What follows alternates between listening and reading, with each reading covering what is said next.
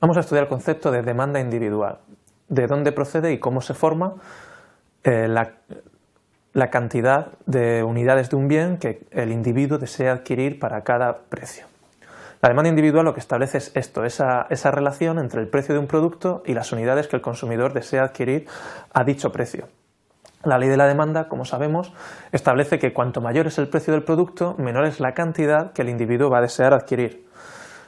Además, sabemos también cómo funciona la decisión del consumidor gracias al modelo de la elección óptima, que nos explica pues, cómo funciona el consumidor. ¿Cómo funciona el consumidor? Bueno, pues los consumidores, los individuos, deciden cuántas unidades de cada bien van a adquirir dependiendo de varias cosas, dependiendo de sus preferencias, de su renta y de los precios existentes para los distintos productos. Por tanto, a partir del modelo de la elección óptima, podemos establecer una relación entre las unidades que desea adquirir el consumidor y el precio del producto, ya que la decisión del consumidor va a depender de preferencias, renta y precios de los productos. A partir de aquí podemos conocer la relación que hay entre los precios de los productos y las unidades de los bienes que se desean adquirir. ¿Cómo vamos a construir la demanda individual? Bueno, pues vamos a partir del modelo de decisión del consumidor. Y vamos a ver, nos vamos a centrar en dos bienes, el bien 1 y el bien 2, pues vamos a estudiar cómo es la demanda del bien 1, cómo la cantidad que demanda el individuo del bien 1 depende del precio. Partimos de un modelo de elección del consumidor en el que tenemos una restricción presupuestaria que parte de la renta M y de los precios P1 y P2 y unas curvas de indiferencia. ¿Cuál será el óptimo del consumidor? Bueno, pues el óptimo del consumidor será la cesta formada por los bienes 1 y 2 en las cantidades X1 y X2, donde la curva de indiferencia sea tangente a la restricción presupuestaria. Partimos de esa situación inicial para unos precios determinados, pues tenemos una cesta óptima del consumidor. Y ahora lo que vamos a estudiar es cómo se va modificando la cantidad demandada de bien 1, la cantidad que el consumidor quiere adquirir del bien 1, conforme vamos variando los precios. Lo que vamos a estudiar van a ser cómo afectan bajadas del precio. Partimos de un precio alto, P1, y vamos a analizar cómo sucesivas bajadas de precio a P1', P1'2' y P1'3' van afectando a cuántas unidades quiere adquirir el consumidor del bien 1.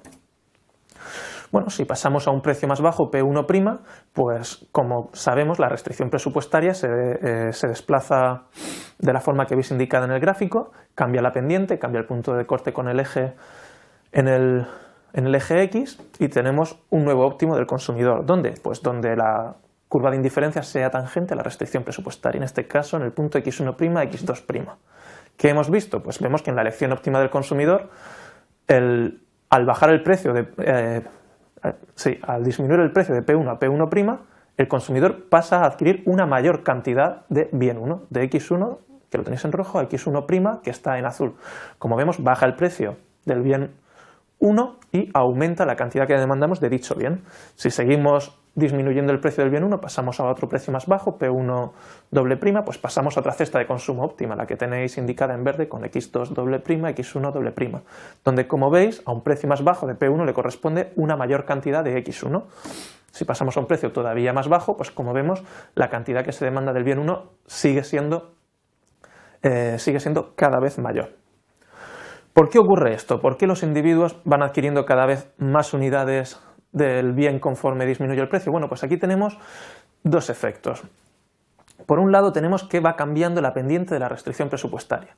Si va cambiando la pendiente de la restricción presupuestaria, lo que va cambiando es el precio relativo de los productos. Es decir, cuántas unidades de bien 2 equivalen a una unidad de bien 1. Si el precio del bien 1 va disminuyendo, el bien 1 cada vez se hace más barato respecto del bien 2. Y esto nos lleva a consumir más unidades. Esto lo llamaremos después efecto sustitución, lo analizaremos detalladamente. Pero este efecto, que el bien se hace cada vez más barato que el otro, hace que este bien tenga cada vez un menor coste de oportunidad en términos del otro bien y que queramos adquirir más de ese bien. Sin embargo, tenemos un segundo efecto. ¿Por qué? Porque al descender el precio del bien 1, el individuo a la vez se vuelve más rico. ¿Por qué? Como veis, al cambiar la restricción presupuestaria, tenemos cada vez más cestas a nuestra disposición. El individuo aumenta su poder adquisitivo. Puede adquirir cosas que antes no podía adquirir, es cada vez más rico. Bueno, pues dependiendo de si el bien es inferior o normal, tendremos dos efectos distintos debido a esto. El ser más rico en un bien normal me llevará a adquirir más unidades. El ser más rico en un bien inferior me llevará a adquirir menos unidades. Esto lo vamos a llamar efecto renta y lo analizaremos también más tarde.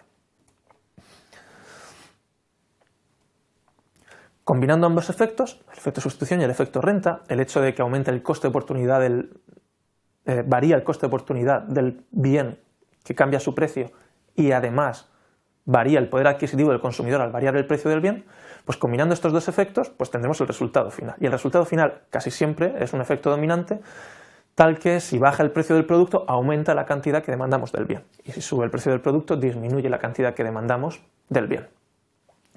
Vamos a ver detalladamente aquí cómo formamos la función de demanda. Bueno, arriba tenéis, en el gráfico de arriba tenéis el problema que hemos visto anteriormente, cómo varía el consumidor su decisión de consumo para cada uno de los precios. Por tanto, al primer precio, el precio más alto que teníamos, P1, ¿cuánto es la cantidad que desea adquirir el consumidor? Bueno, pues podemos dibujarlo. En el gráfico de abajo vamos a poner cantidad, en el gráfico de arriba vamos a poner cada uno de los... En el eje de la Y vamos a poner los precios, en el eje de las X vamos a poner la cantidad y al precio P1 la cantidad que demanda el individuo pues es la que hemos visto antes en la cesta óptima del consumidor para esa cantidad. Y vamos a ver ahora cómo varía la cantidad que demanda el individuo para esos precios que hemos dicho que iban a ser cada vez más bajos. P1' es más bajo que P1, P1'2' más bajo que P1', así sucesivamente. ¿Cuáles son las unidades que el individuo adquiere para cada uno de esos precios? Pues a P1', como vemos en la decisión óptima de arriba, pues el individuo decide elegir la cantidad X1', que la tenéis en azul. A P2' elige la cesta verde con la cantidad que ahí tenéis indicada y a P1', pues elige la cesta lila, creo que es este color. Y ahí, como veis, para cada precio le corresponde una cantidad. Esto es una función de demanda.